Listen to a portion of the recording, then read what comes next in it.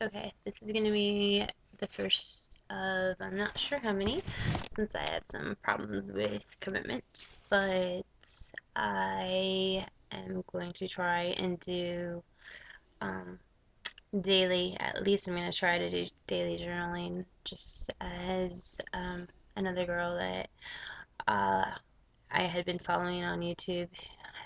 She's been doing videos about her borderline and social anxiety and PTSD and all the other crazy issues that uh, I have been dealing with as well.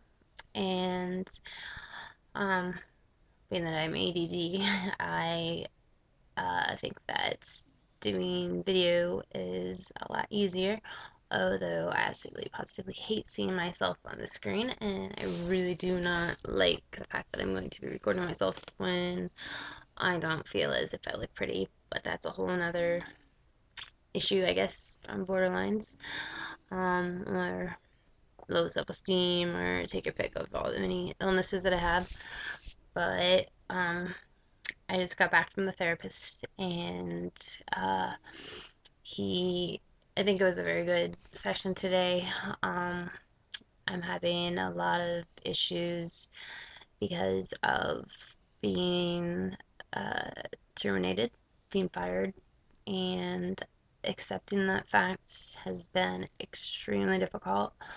Um, I don't have anyone else to blame except myself, although I really want to blame them. Them as in my employer, previous employer. See, it's very difficult to accept. Um, I I have my home still because of someone who I felt was a friend. Um, I had $5,000 due on my home and he paid for it, and then basically he abandoned me because he expected more in return, and I tried my best not to ever give him any idea that that was going to happen, but that didn't work, and he expected more, and so he's no longer in my life. Um, uh, I'm ADD. What if I should have like notes, I guess, to figure out what exactly I'm gonna journal. But um, I guess the biggest thing that are on my mind right now is I'm going to make it through this very difficult time where I'm completely 100% dependent upon people, because I have no income whatsoever, and I can't do the little things that I don't usually tell people that I do, like get my hair done or, facials or that kind of stuff. I don't have money to do that anymore. And I can't ask people to, you know, give you money to do those things that are not necessary, um, because that's just not fair. So I'm having a really hard time dealing with that and having a hard time figuring out what I'm going to do. I'm currently waiting on disability and I'm appealing it, and I don't know if that's going to happen. So I very well may lose everything. And I've worked very hard to get where I am. Um, I have a home, and I'm a registered nurse. I have a bachelor's in computer science and business management. Um, I'm a certified personal trainer. I mean, I've worked my ass off basically all my life. And here I am at risk for losing everything. And it sucks. It really sucks because stability has been so huge. And here I am where everything could be just gone, vanished just because of some really bad choices that I've made, and that's eating me alive. So, um, I'm going to try and journal how I feel every day about how I'm going to deal with this, and then hopefully I will see that I make it out on the other side alive. Um, I've attempted suicide several times, And since my last suicide attempt, which was almost exactly a year ago, um, I have been trying very hard not to do it again. I made a promise to a very, very special person who uh, helped me out tremendously at that time, financially and emotionally. Um, I made a commitment to him that I would at least try, and um, he helped me out financially so I could get some help. At that time, I was going to DBT, and I took FMLA off of work from pretty much every day that you could take. So I, it's kind of scary because that whole, it was like almost like like a safety net. When things get really bad, I had the suicide as an option to deal with it. And since I promised this person that I wouldn't do it, or that I would try, because of all the things he's done for me, I can't. And it's kind of scary because that's no longer something that is an option for me. And it's always been there, it's always been something. And I'm dealing with it in other ways that are not necessarily good. Some very unhealthy ways that I'm not sure if I will completely discuss on video yet. But pretty much I am the typical borderline.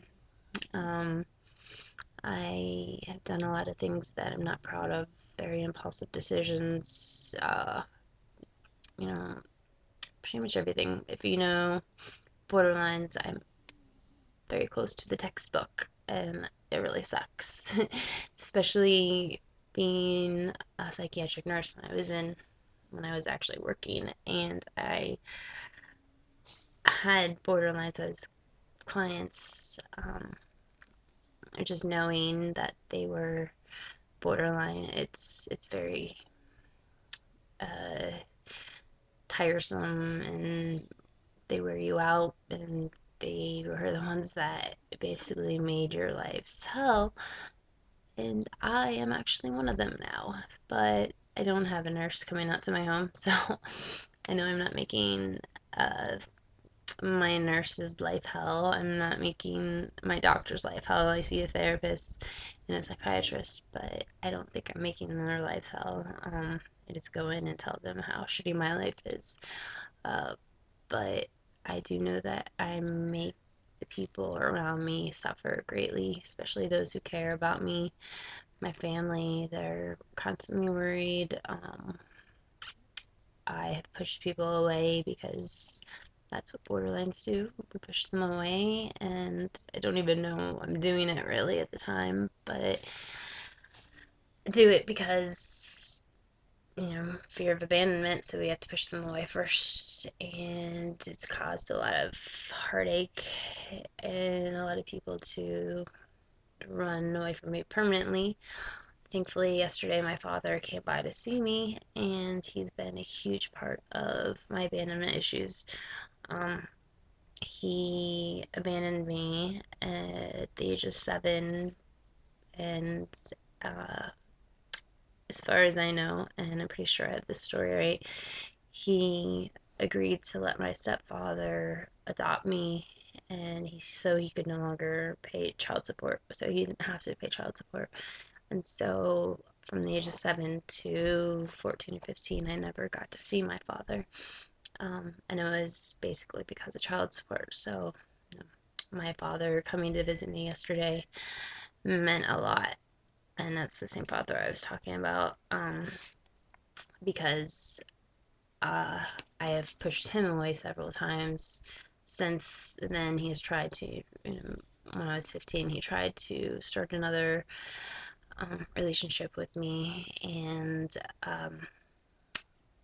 it's been a push and pull relationship since then. I pushed him away, because I know that he was not accepting of my lifestyle at that time. Was when I was 25. I was dating some woman, I was dating a female, and my father helped me move, and I never came out to my family, and well, at least that side of my family, and he did not know, and he found out by seeing a picture of her and I, and it was a frame that had love and, all these things about just basically, it was obvious that we were together. And since she was living with me, I think my dad put two and two together, and he pretty much abandoned me at that time. And so um, we didn't speak to each other for quite some time. And then my stepmom, she later, I don't know how long it was, I'm not very good with time. She tried to bring us back together, and my grandmother, who is no longer living, she helped by calling me and telling me that she loved me no matter what, and that she didn't care if I was dating a boy or a girl. And I have a roommate, and I think he might be at the door, so I don't know. I'm going to continue for a second.